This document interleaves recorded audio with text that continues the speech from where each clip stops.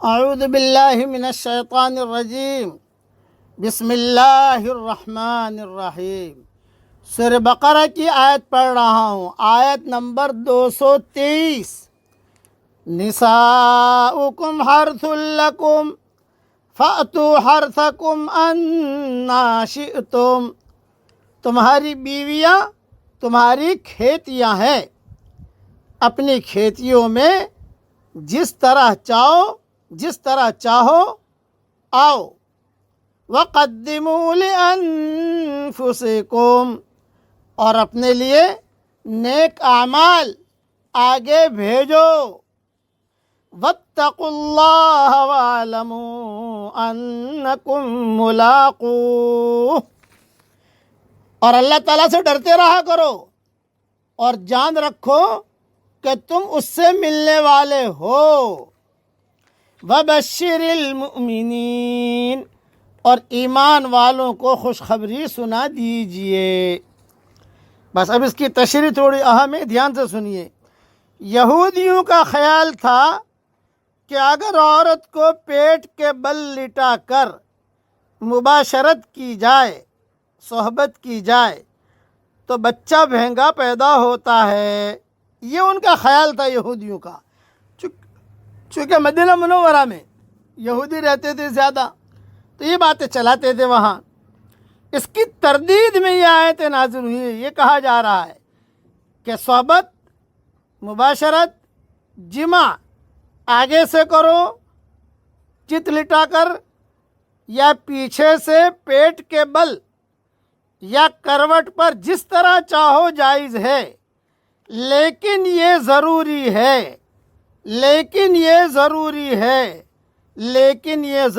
ہے کہ ہر صورت میں عورت کی فرج ہی استعمال ہو، عورت کی اگلی شرمگاہی استعمال ہو۔ جب قرآن نے عورت کو کھیتی قرار دیا ہے تو اس کا مطلب یہ ہے کہ صرف کھیتی کے استعمال کے لیے یہ کہا جا رہا ہے، اپنے کھیتیوں میں جس طرح چاہو آؤ۔ اور یہ کھیتی موضع ولد یعنی صرف فرج ہے، نہ کہ دبر۔ بہرحال یہ غیر فطری عمل، یہ غیر فطری فعل ہے کہ عورت کے پیچھے کے راستے سے آدمی اپنی خواہش کو پورا کرے۔ ایسے شخص کو جو اپنی عورت کی اگلی شرمگاہ استعمال نہیں کرتا بلکہ اس کی دبر پچھلا حصہ استعمال کرتا ہے، حدیث شریف میں اس پر لعنت کی گئی ہے، ملعون قرار دیا گیا ہے۔ یہ تفسیر ابن کثیر میں اور فتح القدیر میں دیکھ لی جائے۔ یہ تو ہو گئی قرآن کی آیت اور اس کی تفسیر، لیکن بعض باتیں علماء نے لکھی ہیں۔ حیض کے زمانے میں شیطان میاں بیوی کو زیادہ اکساتا ہے، بوڑھے بھی جوان بن جاتے ہیں، اور یعنی بس سارے کے سارے جوانی بن جاتے ہیں حیض کے زمانے میں۔ وہ شیطان آتا ہے اور شیطان جو ہے خواہش ابھارتا ہے کہ یہ کرو، یہ کرو، یہ کرو، اور آدمی کو اسی میں ہی مزہ آتا ہے۔ حالانکہ 5 دن کے بعد حلال ہونے والی ہے، 6 دن کے بعد حلال ہونے والی ہے۔ تو فقہاء اور علماء نے لکھا ہے کہ اس کا مطلب یہ ہے کہ اس کا دل سلیم نہیں ہے۔ جب حلال چیز 5 دن کے بعد ملنے والی ہے تو حرام میں کیوں جاتے ہو بھائی؟ ایک بات۔ دوسری بات یہ کہ یہ جو شریعت نے جسے منع کیا ہے، بعض عورتیں بڑی پریشان ہوتی ہے، شوہر مانتا نہیں ہے، بعض مرد پریشان ہوتے ہیں، یعنی یہ چیزیں شریعت میں حرام ہے، حرام ہے، حرام ہے۔ اس لیے ان چیزوں سے بچا جائے۔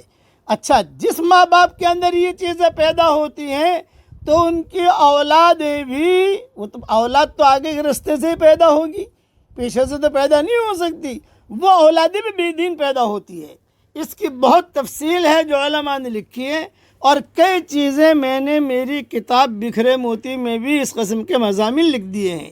اس لیے توبہ کی جائے، اللہ تعالیٰ سے معافی مانگی جائے، اللہ تعالیٰ سے کہا جائے کہ اللہ پاک یہ ہم سے غیر فطری کام ہو گیا، تو ہمیں معاف فرما دے، تو ہمیں معاف فرما دے، تو ہمیں معاف فرما دے۔ اللہ تعالیٰ سے معافی مانگو، معافی مانگنے کا وقت ہے۔ اللہ تعالیٰ قرآن کی تعلیمات پر چلنے کی، ہم سب کو عمل کرنے کی توفیق عطا فرمائے۔ میں سان فرانسسکو گیا تھا میل ویلی، سان فرانسسکو میں ایک علاقہ ہے میل ویلی، وہاں یہودیوں کی بہت بڑی بستی رہتی ہے. وہاں کچھ لوگ میرے پاس آئے اور اس قسم کے سوالات کیے. بقیہ تفصیل اگر یاد رہی تو کل انشاءاللہ پوری کروں گا.